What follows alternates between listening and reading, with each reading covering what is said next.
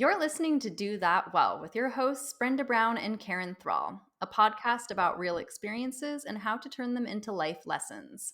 Unscripted, honest, funny, genuine, and passionate. A series of conversations where we explore every aspect of human interaction and provoke each other to do life well. Welcome. I don't know why I sang that today, but there we are. Uh, Today on Do That Well, we're going to talk about etiquette, but more specifically, we're going to talk about text etiquette. Mhm. So, in today's virtual world, we communicate in so many different nonverbal ways, more than we really ever have. And when we lose sight of those visual and auditory cues, it can be more challenging for us to understand the meaning behind someone's message or behind their communication. As well, we are all so connected to our phones. I mean, more so than ever before. And that can make it really difficult for us to know where those lines and those boundaries of communication should begin and end, and how connected we even want to be to one another. So, today we're going to go over what might be some generally agreed upon rules for the etiquette of texting.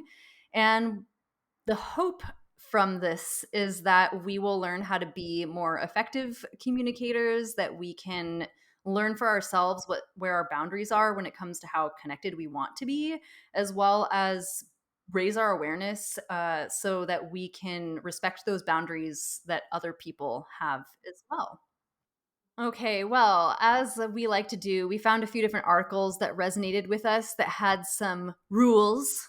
I say that with air quotes about texting. So we will make sure to link those as well in the episode. But we're going to start here and see if we agree with all these rules or not, Karen. Great. Here we The go. first one is if you didn't get a reply right away, it's okay. Chill out. I agree with this one. I agree with this rule. Yeah, I do too. I think, well, my thinking logic has always been we're so fortunate to have such easy access to people. It's actually a privilege. Like 100 years ago, they were writing letters and you wouldn't get it for 30 days. So now it's like the fact we can have that quick access, that's a really cool thing. And so to remember that, but it's not mandatory that someone reply because you don't know what's going on in their world. And I think if we let all of us off the hook and start sending that vibe to all of us saying, hey, I don't need you to reply. You reply when you're ready. I'm starting this conversation or I'm asking for information. I think that would be real. I think a lot of people would be very grateful if we start telling people they didn't have to reply right away. You know. Definitely. I actually just had a friend over the weekend and she was attending a wedding, so I knew she'd be really really busy. It was her sister's wedding, so I knew she'd be very busy with all the family stuff. And I this is basically just me boasting about a win that I had. So I thought to myself, this person's really busy, so I'm going to put in this text message, hey, no need to respond. I just wanted to let you know I hope you're having a good weekend, blah, blah, blah, blah, blah.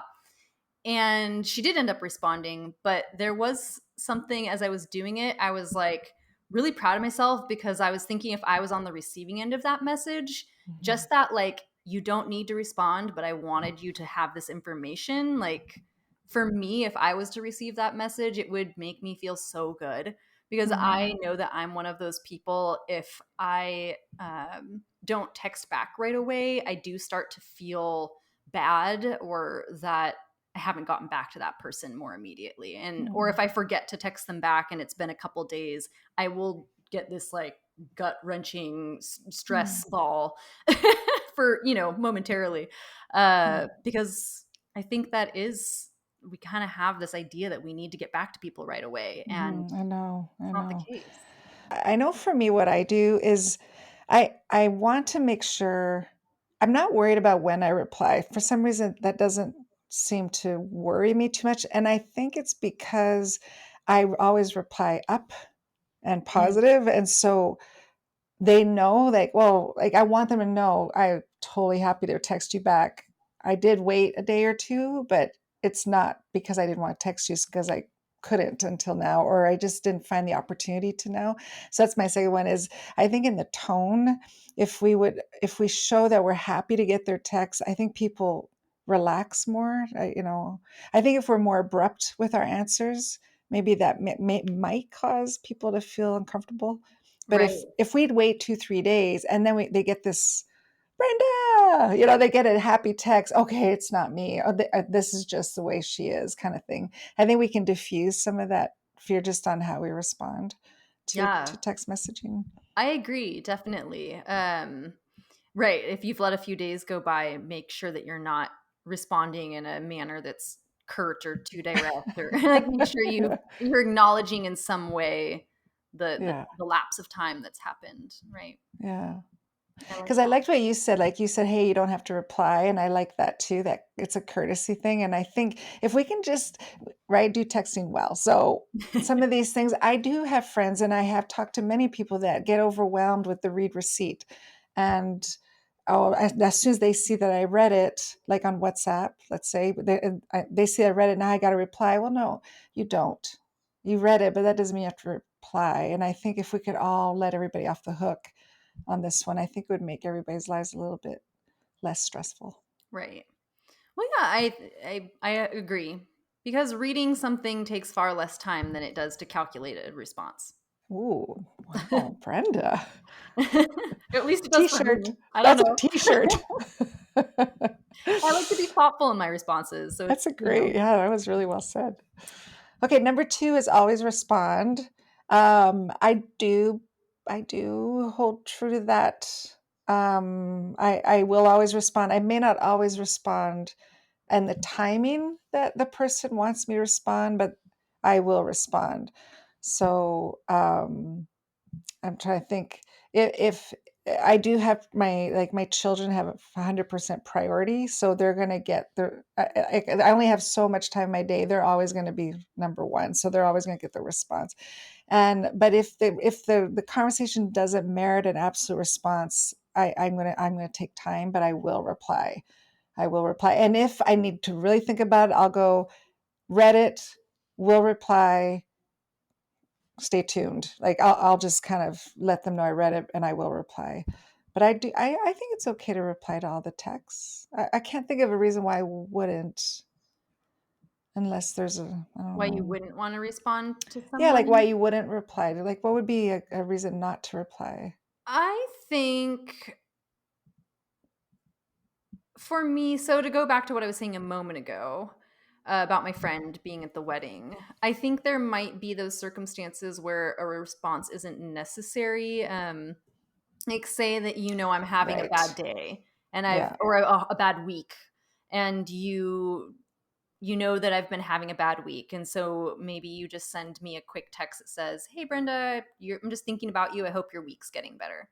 Good point. That might not be something I need to respond to. That's the kind of thing that I would text back just like an emoji, like a heart emoji, to be like, "Thanks."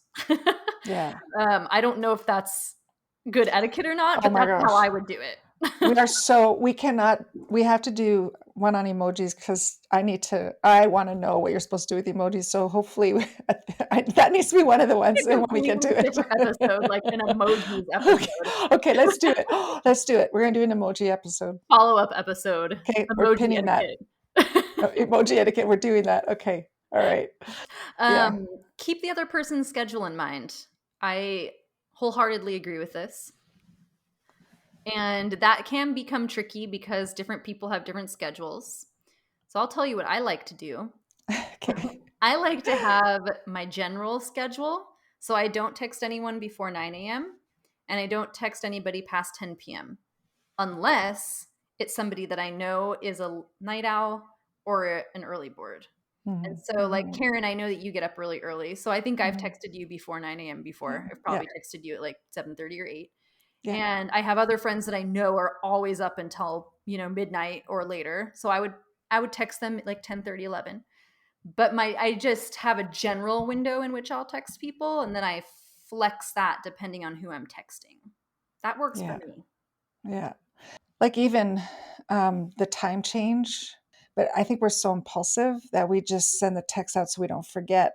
I feel speed. like so far a theme is kind of coming out of this, which is that you should be thoughtful in your Yeah, text responses. It yeah. shouldn't be, and I wonder if part of what you're saying, we might just want to quickly get something out because we don't want to forget about it. We're very impulsive. We have our phones with us all the time. Mhm, You know, a, something comes into our brains and we just want to tell somebody about it. Um, so I think that this idea of being thoughtful, that you're being very, pointed and intentional with your text messaging rather than it just being like this continuation of your thoughts in your brain. mhm, mhm. The next one is interesting. It says, "Don't text a novel."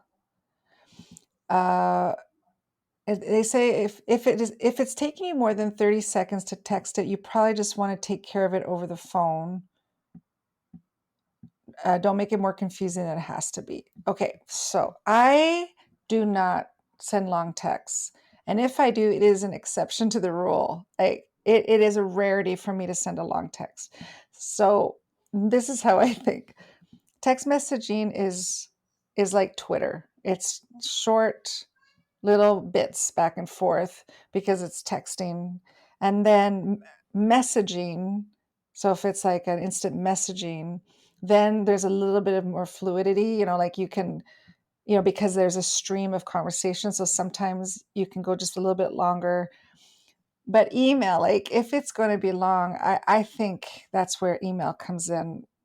So I'm not a fan of long texts because I don't always have time to read long texts, and I have received them, and it's taken me 30 minutes. I've had sometimes where it's taken me 30 minutes because I'm sitting there and I'm not used to it. I'm not used to receiving a long text. My brain's not ready for it, and it happened and I get it, but I don't think it's the time and place. But I also have friends who do it all the time. Like I don't know, like I'm not, and one of my closest friends does a little bit longer text, and then I do.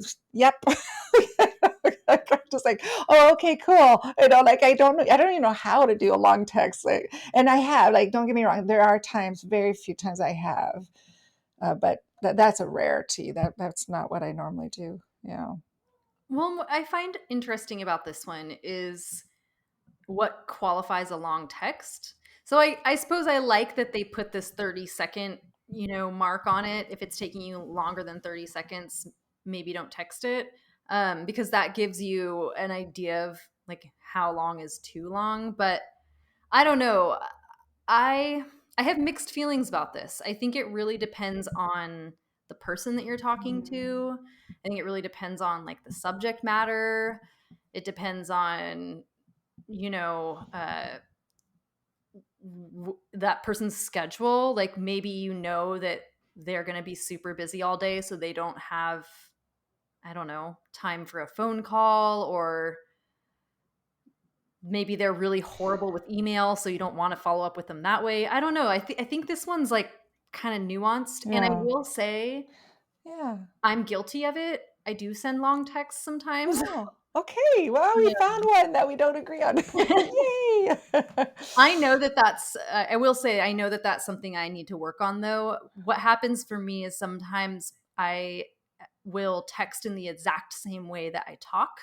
Yeah. And if anyone's ever had a casual conversation with me, you know that I tend to be a little bit of a tangential thinker. So sometimes I talk about like four different things before I am talking about the point that I actually want to talk about. And so every once in a while, I will do that in my text, and I'll catch myself like, oh, they didn't need your entire stream of consciousness, in this text message. But at the same time, okay, so this is again, nothing's black and white. None of these pointers. I know that if other people were on this podcast, they'd be poking holes in everything we're saying because they'd have a point of view. So please know these are just two friends sharing what they think, and we would love you to disagree because it makes it more fun. I would wonder though, the ones that you do longer text with, you have a relationship with. Hmm. I think you probably have a built-in friendship relationship, and I know some of your friends, and you you're connecting, and so there's that thing. So I think it's context. I know Hmm. that the rule of thumb is swipe once. So when you're Oh, okay. sending a text, you can text and then swipe to finish the text. That's a good vibe of Like give it texting. But that if you're moment. doing 1, 2, 3, then know your audience, like you've been saying in this podcast. Know your audience. Like, is this going to be okay for your audience, the person who's reading it? But Right. for your bestie, that might be, they may not have time to call and go, look, I got to tell you, this is urgent right now. You need to know everything right now. I'm going to text it to you later. We can, what I mean? Like, there is context. Right. Yeah. And I will say, and I don't know if this helps soften the blow or not. Maybe this is in my mind and I think that it helps and it actually doesn't. But if I find myself going down a long text, like looking down in shame, Aw. if I find myself doing that, I usually then put the first sentence as disclaimer, this is a long text. Yeah, I do that too. I do that too. I'll go, wow, because I'll do it. I'm like, whoa. And then I go up and I add it. Oh, okay, this is a super long text. Sorry. Or whatever. Yeah, I've done that too. And I think that helps because then Yeah. you're letting them know that you're acknowledging that it's a lot of information, and I think that is another way that it kind of gives somebody permission to not get back to you as quickly as well. Like we Yeah. were saying a moment ago, it's a way to say like I'm acknowledging that this is a lot of information, so you might need some time to respond. Yeah. Yeah. I like And the follow up also, to this one. I don't know, but I was just going to say sometimes too, you're telling a story because the person's going, what happened? Tell me everything. Like, Right. again, there's context. Okay. So go next. Next one, follow up. So yeah, I like the follow up, which was, however, don't call in response to a text without asking. And I'm really curious to hear what you have to say about this one. I'm going to say that I wholeheartedly agree with this because I hate talking on the phone. And if I'm texting with someone and then all of a sudden they call me and I am not prepared for it, it stresses me out to no end. And I won't accept the call and I'll tell them I'll call them back later. Yeah. Yes. Okay. So I 100% agree too. I know what it's like to and again, I'm not a long texter. So there's short text and there's a short conversation for a reason. And I have had it where all of a sudden the person calls and I'm like, oh no, now it's going to be a 30-minute out of my day. I needed it to just be a minute and a half. And I get it. It's relational and it's warm and it's connecting, but it's not the right time. So I agree with what they say. You need to ask, can I call you now? Like, could I call you instead of text? And if they say I can only text, then you don't. Like, you do need to ask permission. Okay. Number two, Mhm. I, if it's a tense text, I have to call. I can't do it. So, but you're right. If I call and they're not ready for the call, even though the conversation might be a little bit uncomfortable, I just can't. Like, I have to connect. Like, I have to go, hey, let's figure out time. But I think that's what I'm hearing from you is I should probably be careful. I should be careful to ask and say, hey, I need to call you and just, can we move this to the phone? Mhm. I usually say I don't know how to do this on text. That's what I usually. I don't know how to have this conversation through text. Could we talk on the phone? That's usually what I say. Well, But I I think think you're respecting the boundary right there by doing that versus yeah. just calling them, right? I But I think think that I've done that too. I think I have done it too. So Brenda, Karen. I'm so sorry to the Brendas of this world. I'm sorry. Oh, I just wrote a song. But Okay. I do think this one, and it goes back to what we were saying at the very, very beginning, right? This is about establishing those boundaries. Like, how connected do we want to be? And you might have some people that could totally be fine with them. Some people are like, oh, that's fine. Yeah, just call me instead. It's no big deal. So I do think some of these things, again, it all comes down to context and the people involved, right? So the next one is to generally try to avoid sarcasm. I'm laughing because I'm horrible at this. I use so much sarcasm in my text and I know I shouldn't. But this again goes back to this idea of we're losing the cues, right? We're losing the body language, we're losing the auditory cues, we're losing the facial expressions. So all of a sudden, that sarcasm just sounds mean, or it sounds like you don't know what you're talking about, or whatever it may be. I'm But do you still have chuckling to people myself about that I'm horrible at this one. do you have people that give it back, like, they just know you and they think they start cracking up, and so then they just dish it right back to you? I do. So I do have like right all again the knowing your audience. I do have those people that I know I can be sarcastic via text with, but even still sometimes I'll find my like I'll send a text and it's sarcastic and I'll even question it myself like, "Ooh, I don't know. If I received this text, I don't know if I would read it the right way." So then I'll immediately send another Uh, text like that was a joke. This was a uh, joke, you know? the sarcasm I think is hilarious are gifs. Like when someone you and they sarcastically send you a gif and they're making fun of the thing with a gif. I think those are the most hilarious ones because it's like pure sarcasm, but it's just visually awesome. So and I'm being made fun of. Like I'm actually they're poking at me and kind of they're exaggerating something I just said or did. And to me, those are my faves. Well, I think that that works too because with a GIF or a GIF, depending on who you talk to, Yes. you are getting back some of that emotion, right? Because they're like little animated snippets. So I think that you can start to bring back some of that emotion that you're missing through GIFs or GIFs or emojis. Maybe GIFs and GIFs can be a part of the emoji Yes. conversation that we have. Yes. Okay, I wanna, there's a couple here I wanna make sure we have time because one of them is I thought was really interesting. Yes, yes. Is the laughing LOL thing. They have 1, 2, 3, 4, 5, 6 ways to let someone know you're laughing. Um, that's too much. Like it's just too complicated for me. I think you like if I'm laughing, I don't do LOL. I actually say, I am totally laughing out loud right now. I actually just say because to me that's more me. But if I go LOL, I feel like it's lost. I actually go, okay, that was hilarious. I'm actually bursting out laughing in the coffee shop.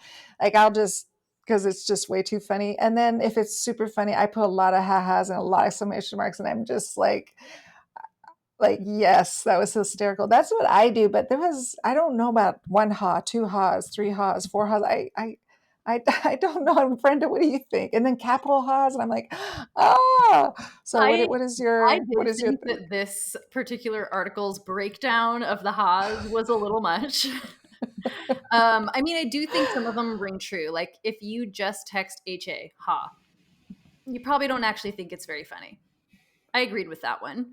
I know that I personally, I'm an emoji user. I guess Me that's what too. I'm Me finding out too. through all of this is I really utilize emojis. Yeah. So my go-tos, this is what I do. I do a ha ha or like ha ha ha's. Yeah. If something's really, really funny, I do LOL in capital letters. Yeah. That's like my go-to. Like Oh, this was see? hilarious. Yeah. I do Um, the two laughy emojis, one straight, one sideways, one straight, one sideways. Sometimes I'll just like do that and have them just stream so they mhm. can see that I'm like, I'm just finding that. And then I have the upside down one and the big smiley face if I'm like if I'm finding it sarcastic or I'm like, oh, and I just do the big, big smile. And then the next one's the upside down, like where the person's smiling upside down. That's my way of saying that, okay, that was a good jab or that was, oh, or something, but it was Right. funny. Yeah. Yeah. I got this from a friend. I use the coffin emoji or the skull emoji to indicate that I am dead. And that's like if something is beyond, beyond, beyond funny to me. Like then you'll get a coffin or a skull, like That's I'm dead. great. That is Okay, so funny I'm see? I love dead. that. Okay, and that's what we should do. We should actually when we do our episode emojis, let's start creating new ones with there's so many out there and we should start like just making up new emoji symbols for laughing and sarcasm and You know, it's our whole own language. I yeah, mean, emojis are like the modern day hieroglyphs, really. yeah.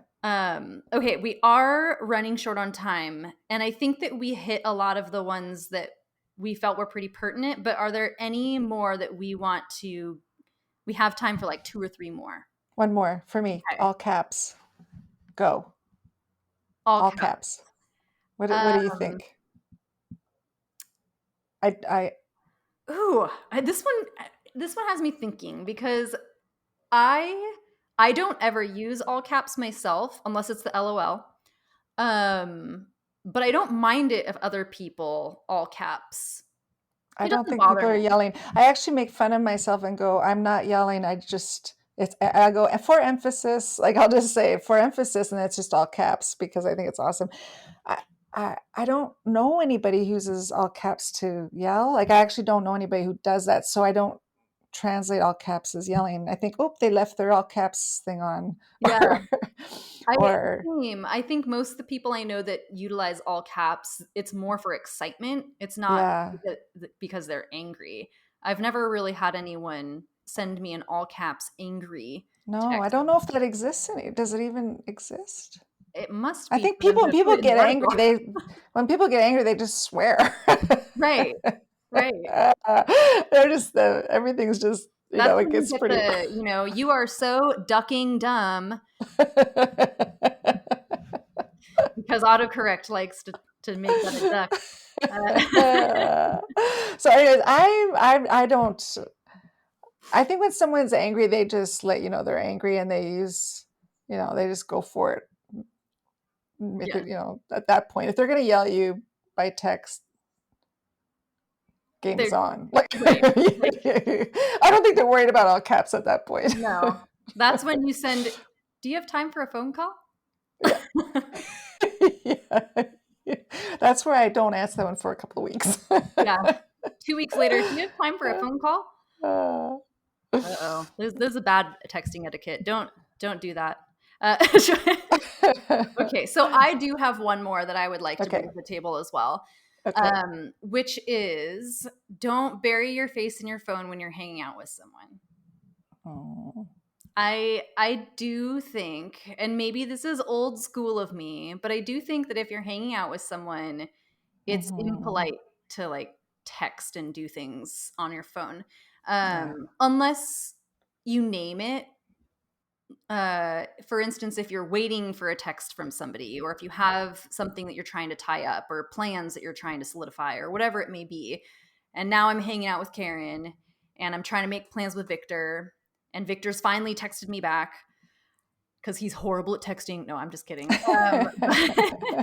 But then I could say, oh, real quick, Karen, sorry, I need to deal with this really fast, and then I'll do the thing.